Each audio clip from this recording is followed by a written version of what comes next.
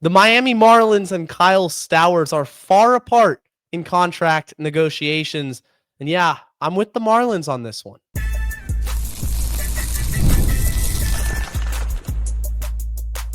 You are Locked On Marlins, your daily podcast on the Miami Marlins. Part of the Locked On Podcast Network, your team every day. Welcome into Locked On Marlins, part of the Locked On Podcast Network, now the #1 sports podcast network out there. I'm your host, Jeremiah Geiger. I'm a diehard Marlins fan. I've podcasted about this team for the last 4 seasons. Make sure you subscribe to the YouTube channel or follow wherever you get your podcasts. And today's episode is brought to you by FanDuel. Right now, new customers can bet just $5, and if your bet wins, you'll get $300 in bonus bets to use across the app. Download the app today. And on today's show, I have a guest in, Anthony A. We're going to break down the finances surrounding not just the Marlins, but the sport of baseball. A lot to talk about, but specifically, starting off this first segment, Anthony, and welcome into the show, we're going to talk about Kyle Stowers and this contract extension that reportedly the Marlins and Stowers and his agents, they're on opposite sides of the spectrum. Happy to be here, brother. I am excited. The last time I was here, we also talked about Stowers a little bit. And I will just tell you this, man. As a man who is constantly on websites looking at contracts all over sports, this is the best topic for me, to be honest.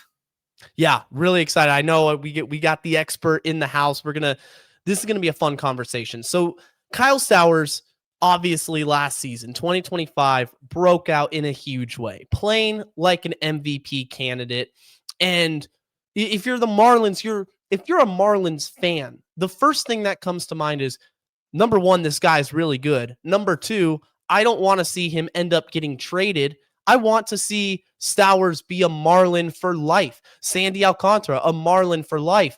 Essentially what I'm saying is the good Marlins, the good players, you want to see them stick around. You don't want to see this endless, constant cycle. Here's the thing. When it comes to a contract extension, it doesn't make sense for what Stowers is trying to ask for. And we're going to explain why. First off, Stowers is asking for a $100 million contract extension.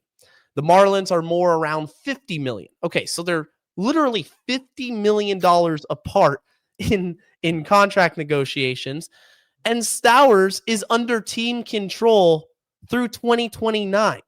So there's no need right now to necessarily give him a huge contract because you're going to be paying him significantly less than you would if you give him a 5-6 year, $100 million contract right now. The other aspect of this is age. Stowers is entering his age 28 season. Okay. And not to say that's old, but for a baseball player, once you approach 30, things change, injuries happen.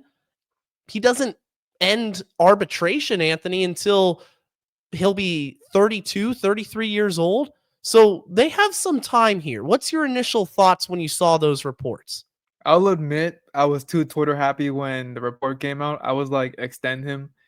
Okay, because I'll say this. The NBA which is what I cover, mainly the Miami Heat, is drastically different in terms of contracts compared to the MLB. There's club options, there's player options, there's partially guaranteed deals, non-guaranteed deals, guaranteed deals. Meanwhile, in the MLB, I see a lot of more arbitration, more control. I see more so that contracts are favor of the organization rather than the player themselves. And as you mentioned multiple times on this show, Sandy's the only one on a long-term deal. Everyone else is sort of more in the hands of the Marlins. And so as I learn more about arbitration and how the contracts work, and also alluding to what you said, that Stowers is under control until 32 years old, I understand the patience. And also I understand when fans tell me, we want to see more production out of Kyle. You don't want to just sign a one and done player and next thing you know the drop off happens, which happens a lot in all over sports. So I understand that, and I agree with you as well.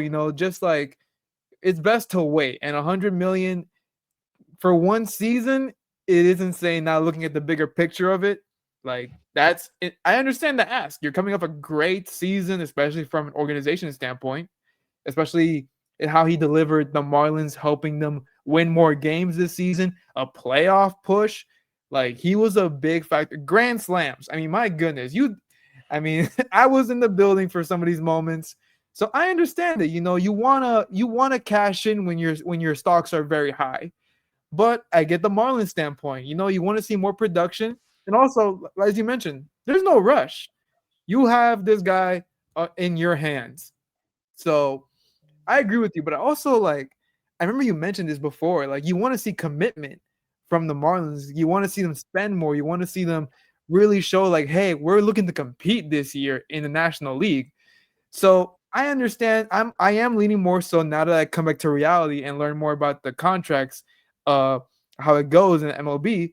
I do lean more for the Marlins in terms of waiting and saving, but at the same time, I want to see commitment, as you've mentioned before. I want to see that commitment from them from a financial standpoint and from a winning standpoint.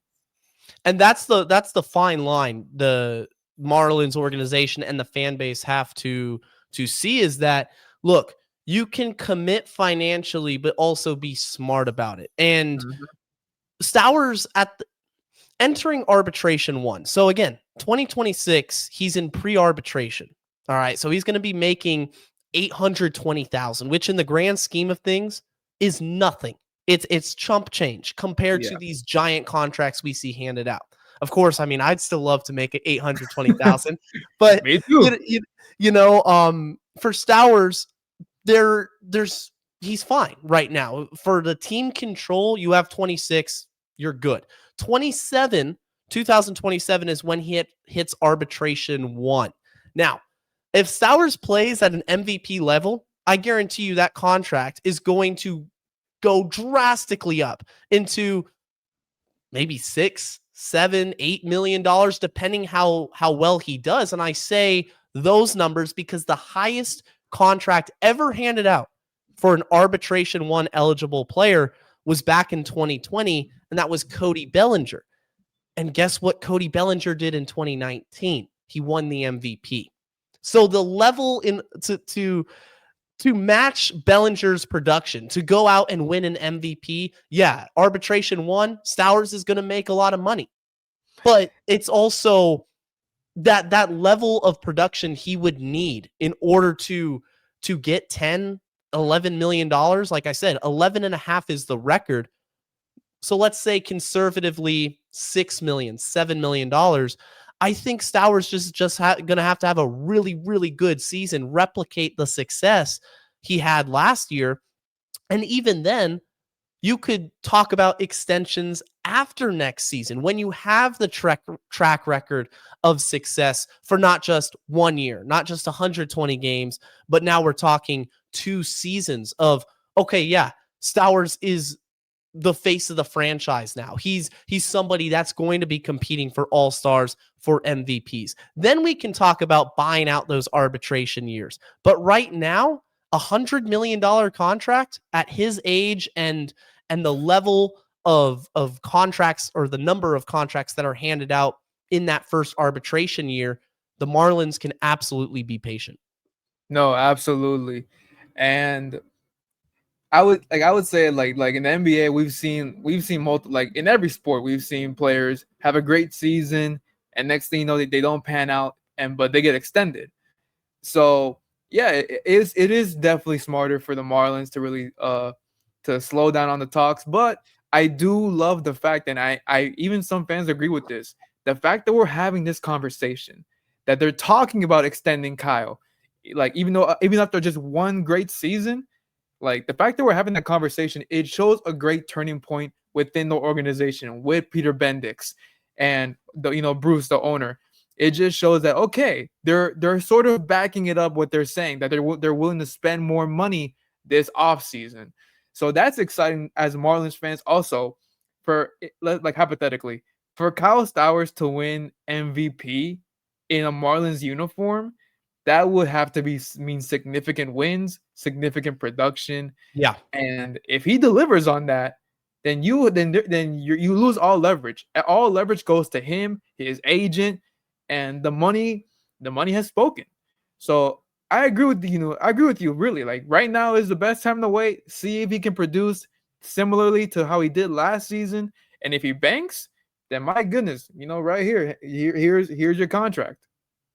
And the thing is, like, MVP, I say this because that's literally what Bellinger had to do to get the 10 plus $11 million arbitration case.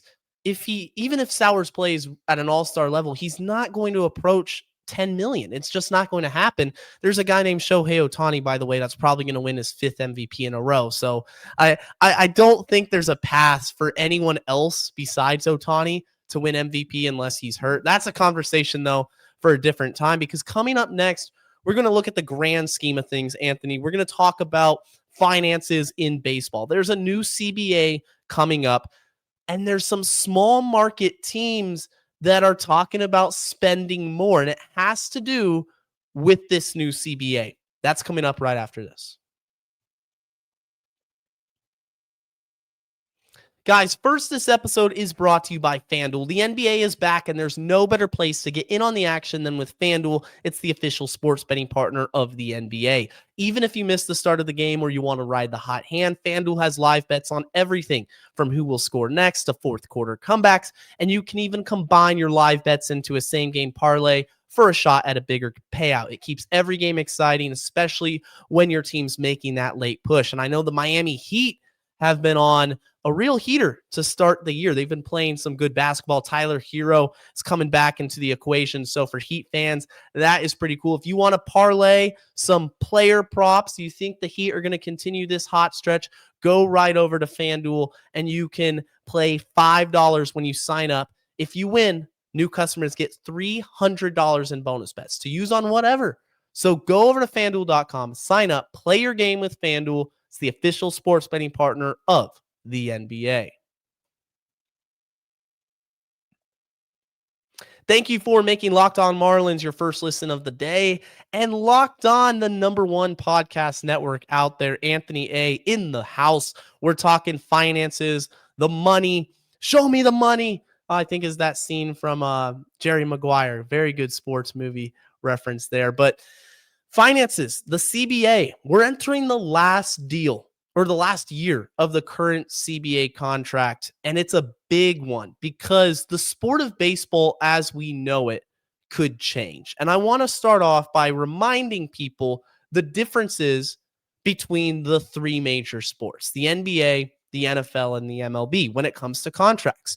So the NFL, the most popular sport in America, most viewed, there's a lot of money involved, of course, but their contracts aren't guaranteed. And you see this happen a lot. You're going to see a player sign a 6-year, $130 million deal.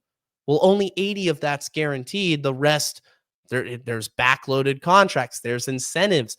There's options. When the MLB, when a player signs a contract, he's getting every single dime. Every single dollar is guaranteed to that player.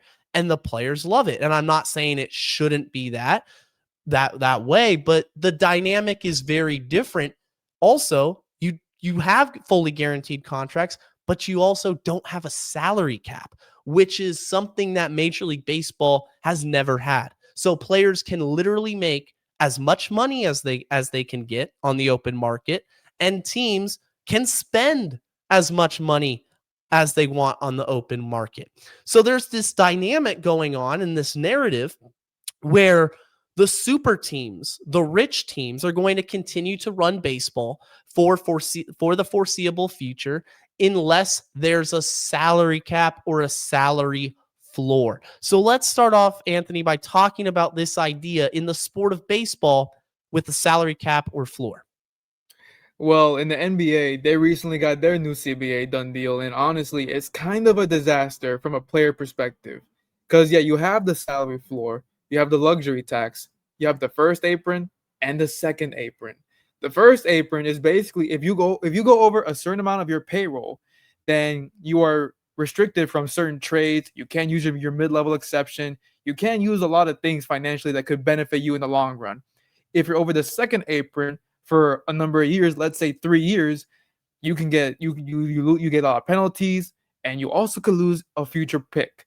And so that's a lot of what happens in right now in the current CBA, which is honestly hurting players, because now in the NBA, you can see players either sign a max contract or a vet minimum, even though that player could probably get a little bit more on the actual market in previous CBA eras. So when it comes to the MLB and looking at this, as you mentioned, super teams run the league. But at the same time, we did see the Mets, who spent damn near $1 billion, not even make the playoffs. So I can imagine that when the commissioner is coming in these meetings, he's like, "Hey, they didn't make it, and they spent the third most money in the league." So that's their argument, really. And for the Marlins, here's the thing, though: if, let's say, a salary floor was to be implemented, is Bruce going to be happy with spending a certain amount of money that he has to spend? Like, these are the kind of things that even small market teams have to think about, because, okay, a salary floor, but can we reach it, or do we have to cut some players away because we can't make payroll? So there's you think about it as like, okay, it limits the super teams, but okay, how can the small market teams keep up? Right. Because And the other aspect of it is the salary floor.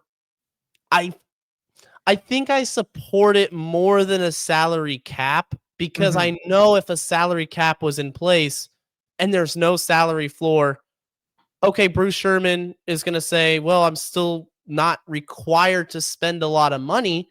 I'm still going to collect my revenue sharing, unless what we're seeing right now, as I'm going to get into, continues to happen. And that's grievances. There are spending grievances out there. Not the Oakland A's, the Sacramento A's, soon to be the Las Vegas A's. They spent money last offseason because they literally had to. They were in danger of the MLB filing a grievance against them. If you don't spend a certain percentage, if your payroll doesn't hit a certain number, then you will be ineligible for revenue sharing. And that's why I think we're seeing a lot of these contract talks between teams like the Marlins and Michael King or Kyle Schwarber linked to Pittsburgh. Will it happen? Maybe. I don't know. But it certainly looks, as we approach Thanksgiving, that these small market teams are looking to spend money because they don't want to get in trouble. They don't want their revenue share to be affected, which I think is a good thing. Don't get me wrong. I do think there should be a world that exists where, hey, you know what? If you don't spend a certain amount of money, why should you get this slice of the pie? You didn't work for it. You didn't spend for it. So Bruce Sherman right now is almost in the same boat as the Athletics from a season ago. Do I spend money and try to avoid this grievance, or do I just keep doing what I've been doing? I mean, they've signed 2 free agents over the last 2 seasons. That's not going to cut it anymore. You have 1 guaranteed contract. 1. That's Sandy Alcantara, who, by the way, is on a team-friendly deal. This is saying it very nicely, but simply put, the Marlins have been as cheap can be. You really can't get much cheaper than they've been. They don't have guys on multi-year deals. So there's no excuse for them not to be active in the free agent market, especially when, oh my goodness, look at the team on the field. They won 79 games. They're in a position to compete. So you have the financial business aspect of it. You have the baseball aspect of it. It makes so much sense that the Marlins will spend this offseason. You're right about that, but I don't know, at least I can't recall a league right now, at least in America, that there's a salary floor without a cap space. I think we see that more so hand in hand. So again, it just depends on how these conversations go. Obviously, owners would want it. Obviously, players don't want it. So this will be very interesting to see how it happens as the season progresses, and just as we get closer with camp.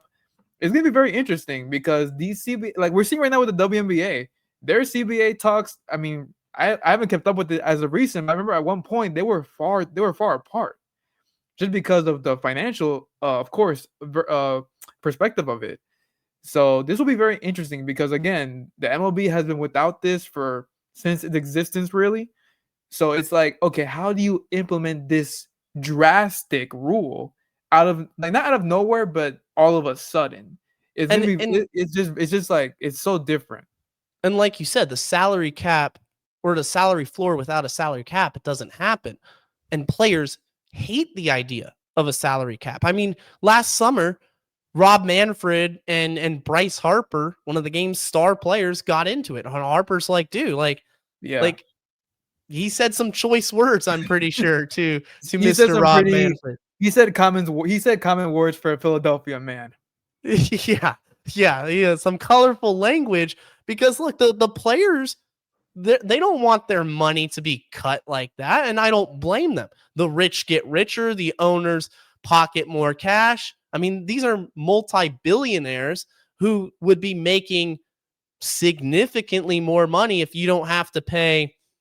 If your payroll goes from, I don't know, $300 million to whatever the cap is, if it's 210, I don't know the projections, but the point being is that there is a real shot or a real danger of a lockout happening. And that's something that I hope gets resolved because for the sport of baseball to come to a breaking point and risk missing games, I think is just terrible. And it's actually very sad.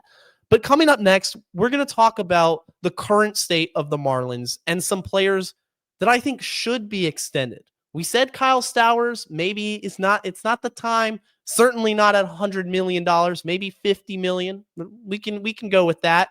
But there are some players that absolutely should be extended, and we're going to get into that right after this.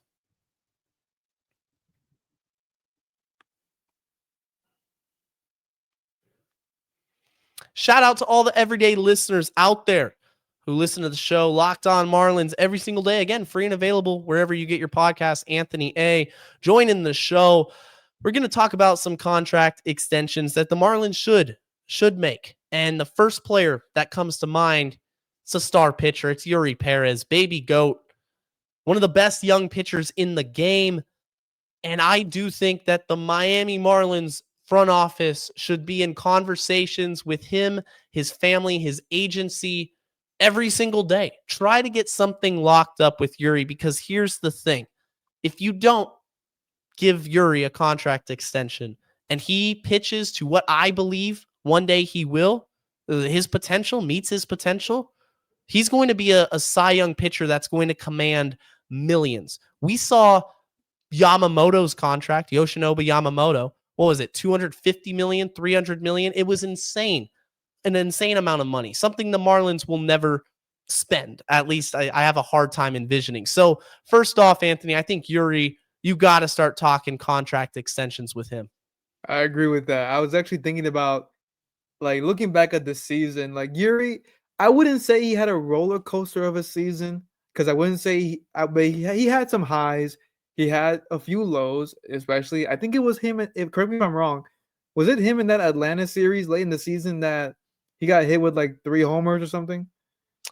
Oh, yeah, it was. Yeah, so like I'm again not to bash him because again he's still very young. I love him, but yes, you gotta talk about locking him in because he's part of the young core that's really thriving. I really loved the trio of Alcantara, of course Cabrera, and Perez. I loved them. Anytime they were pitching, you felt extremely confident that okay, the Marlins can get this one. And I would throw Cabrera in the mix, honestly. I don't remember what his contract situation is, but I would talk about extending him too. I think you lock this up for the future, honestly. With Cabrera, I think you're fine because he is 20. He's about Stowers' age, 27, I think 27, 28 years old, but he has 3 more years of control. And I think you're in a very good position with him. With Yuri, early 20s, 22 years old, again, barely pitched before Tommy John surgery, comes back from Tommy John surgery and showcases his dominance. I mean, there were times where he was just running through lineups and they had no chance against him. And then you saw, like you said, there's inconsistency sometimes where he has 3 home run games given up. He can't get outs. He's a young pitcher. but the Yeah. stuff is there. And if he establishes his secondaries, I mean, he really will be one of the best young pitchers in the game. The other player that I think you absolutely have to start talking to is Jacob Marcy, because Marcy's going to come at a discounted price. He's not going to be asking for $100 million contract. But the way I saw Jacob Marcy played last season, that's your center fielder of the future. Now, does it get done this offseason? I don't know. I think they should. I think they should be talking to these players. There's no excuse not to offer extensions like we've been seeing that. At least they offered Stowers something, and that's half the Yeah. battle, right? The Red Sox have done that with their young prospects. And that's something I think can be emulated when it comes to younger players. If you sign them and lock them up now, you don't have to worry about trading them before their arbitration years because they're part of your core and you probably got them at a discount. That's what the Red Sox did with multiple players, including Roman Anthony. I think it'll be interesting also given, okay, how does their free agency, what transactions do they complete? Because, okay, yeah, they can offer contracts, but it's about does a player sign them and the amount that they sign for. I think that also has to count, even though, of course, there's no salary cap in MLB. But, of course, the Marlins are gonna be careful with their money. So, okay, who do they sign free agency? How much for? And then I think that also will affect any extensions they talk with any of their own players. In the NBA, they recently started that after the NBA finals, teams can negotiate extensions with their own players when eligible. That's new before free agency opens in the summer. So it's interesting to see that with MLB, it's still okay. Everything happens at the same time, pretty much. The door opens for everyone. So I mean, I agree with you on that one, Jacob. I mean, there's a lot of, I mean, again, given last season, there's a lot of great young players on this list. So, and again, they have a lot of control over most of these guys. But again, like I mentioned earlier, if you're the Marlins, you want to back up what you're saying and show commitment to some of your prospects. I like what you said just a couple minutes ago about, hey, you're going to offer contracts, but let's see what gets done, because at the end of the day, actions or speak the loudest. You gotta close the deal, because I could sit here and say the Marlins are offering, I don't know, let's say Michael King, who I just did an episode about. They're talking to Michael King. They're interested in Michael King. Okay, well, what are they offering him? Dog's barking, because if you offer him a low ball contract, well, okay, well, he's gonna sign elsewhere. So Yeah. I think that's a perfect example of, hey, the time is now. We're waiting for you to put your money where your mouth is. Open the checkbook. Reward the fan base. Reward success. Because again, this team isn't a bad team. 2 years ago, if I had this show 2 years ago, I would not be coming on this show and saying, "Oh, let's spend a bunch in free agency," because it made no sense. And still, I am not saying spend a bunch in free agency, but there does come a point when you have to make your payroll somewhat watchable, somewhat acceptable. Like, give yourself a chance. You have a young core in place. And that, to me, is the most important thing in baseball. And you cover the NBA. You know this just as well. When a team has a young core in place, look at the Oklahoma City Thunder.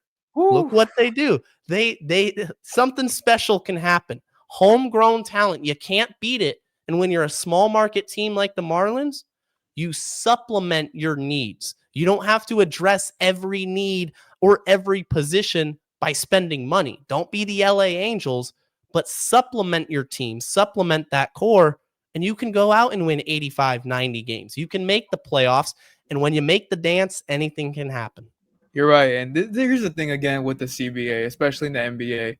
Even though their talent is homegrown, literally, you could say 10 out of the 12 players are from their own draft selections. You could say that they would still get penalized if they were to overspend. So again, these CBA talks are very important in terms of how things are managed. Because if you're the MLB, especially for fans, who are deeper like you and I are when it comes to the contracts, finances, and covering teams, I would not encourage the MLB to even do anything similar to the NBA because it leaves a few players behind. We're seeing players at the moment who could be in the league right now. For example, Lonnie Walker Jr. He should be in the league right now, but there's no money for him. He's in EuroLeague right now. So again, for the MLB, I would highly recommend, yes, have something in place that obviously allows small markets to compete, but don't do anything similar where it comes to, okay, you see a team like the Marlins, homegrown talent. They did it the right way. They developed their players. They stayed patient. They didn't do anything drastic.